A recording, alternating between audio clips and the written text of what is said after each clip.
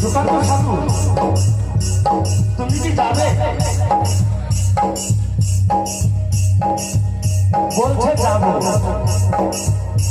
কখন কোন সময় বিয়ে হবে কার করতে পারে না কেউ বাবা। বলতে পারে কি? বলতে পারে না। যাবো বললে হবে না, আমার আগে তোমার বিয়ে হয়ে যেতে পারে, এটা বলা যাবে না। তাই কি বলছে শুনুন।